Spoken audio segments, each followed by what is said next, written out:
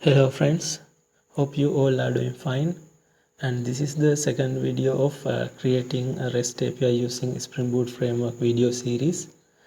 In the previous video we created our basic application and it has a controller called to-do resource, and it is ready to serve any user request, but we don't have any endpoints yet.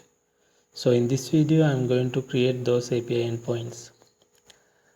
First of all, we need to know what are the endpoints that we need. To do that, we should have a good understanding about what are the functionalities our application should have. To understand what are the functionalities we need, I'm going to design a simple UI for this. So let's get started. Okay, to design the UI, I'm going to use Paint. We don't need any complex tools for that. First, I'm going to mark our website area here. Okay, suppose this is our website, and on the top we should have our application name called to do app. Okay, that's good. Okay, now we should have some place to add a new task to this application. So for that I'm going to add a user input here. Okay, and then I'm going to add a label called task here, and then we should have a add button here. So I'm going to add a button here. Okay,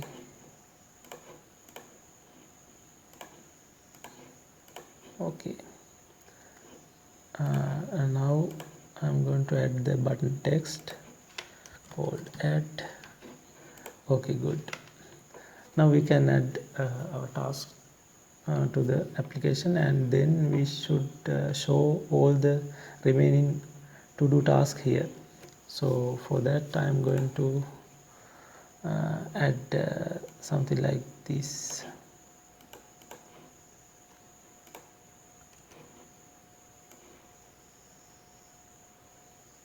Okay, and then task name here, simple to do task,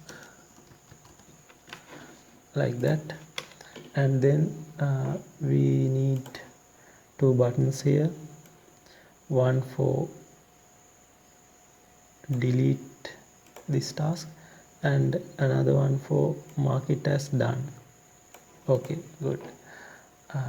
This one I'm going to paint it red for because it is going to delete the task, and this one I'm going to paint it in green. Okay, now let's add button text. This is done, and this is let's call it remove. Okay, now it's good. And if we add another task, it should come under this one like this. Okay, and if we add another, it should come under this. Okay, this is our task list, and from this let's try to figure out what are the functionalities this system has. So the first one is we should be able to create a to do. Okay, so we should have a endpoint for create a task. Create a task. Okay, then the request should be like this. HTTP localhost :8080 and then to do's, and this should be a post request, and this request should return our currently added task list. So this should returns all tasks. Okay, then we should show the task list here. So we should have a API function to get all the tasks too, and then I'm going to add it here. Okay, get all tasks, and the request should look like this: http localhost 8080 to-dos, and this should be a get request, and this should return all tasks. Okay, now then we should be able to remove a task. So for that we should have API info delete a task, and the request looks like this: http localhost 8080 to-dos, and here we need to have a parameter for a task ID. By using the ID we can delete this task from the database, and this should be a delete request, and this also should return all tasks list, returns all tasks. And then we should have a functionality to mark this task as done. So we should have a update functionality, update a task, and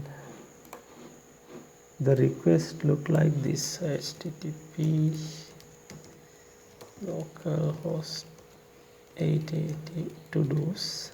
This also should have a ID parameter, and this is put request, and this returns, this one also should returns all the tasks. Now we know what we need to implement. We have 4 API endpoints, and now we can implement those endpoints. But before that we need to, it is easy to figure out what kind of database table we need, because we are going to persist this task. Task should have ID and task name, status, whether it is open or done, and it is good to have created date and completed date. Although we are not showing them on the UI, it is good to have those two also. I think now we have all the information we need to implement those backend functionalities. So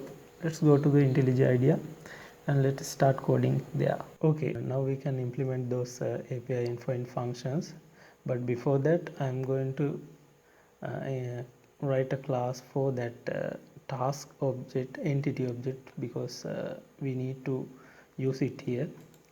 And I'm going to create a new Java class, and I put it in a package called models. Name is task. Okay, we don't need any member functions or member variables here for now. And now we can write our API endpoint functions. First one is create task.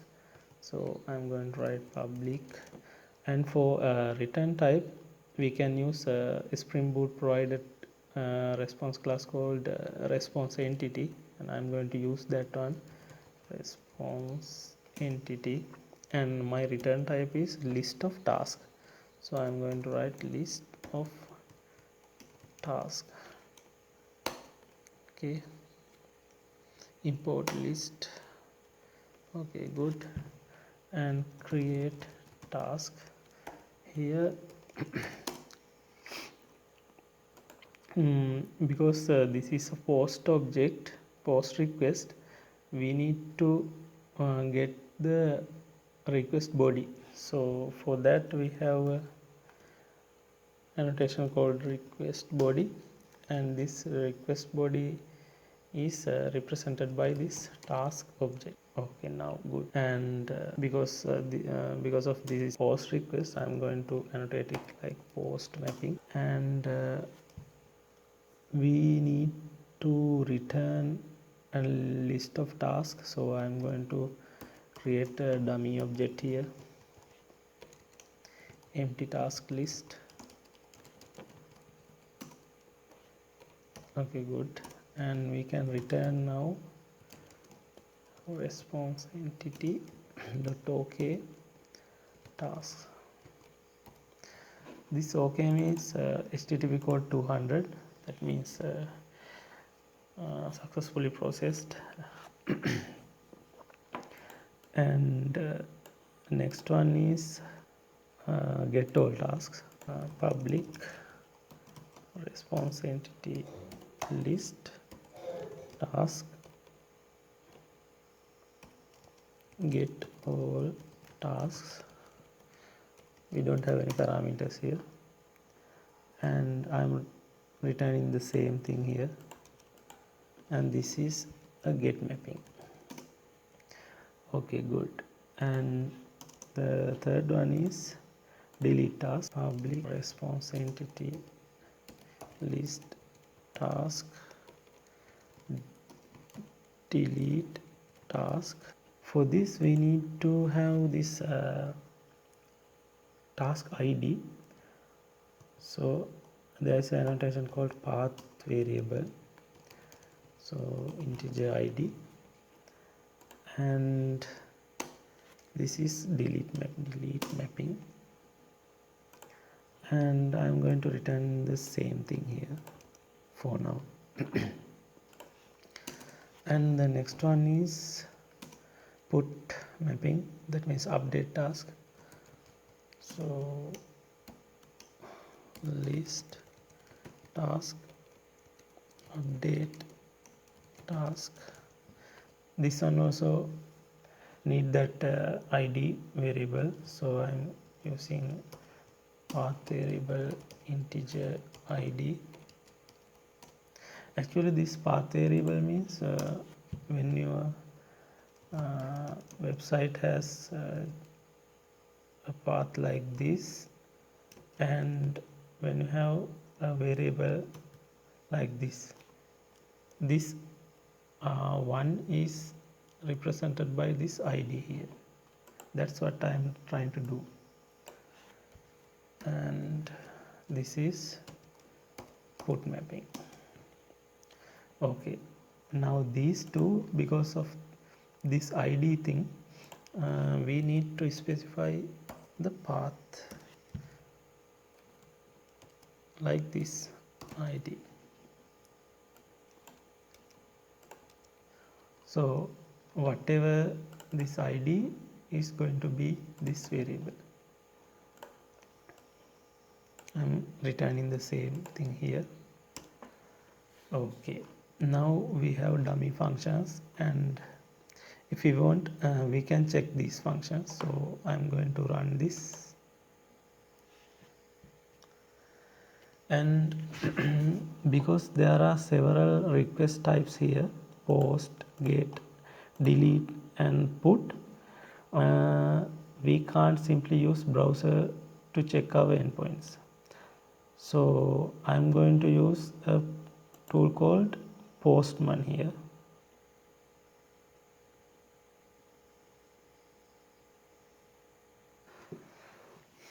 Okay. Just click this plus button, and here we can write our URL http colon localhost 8080 to do's, and if this is a get mapping, that means it will access this get all task function. Let's try this. This should return an empty array.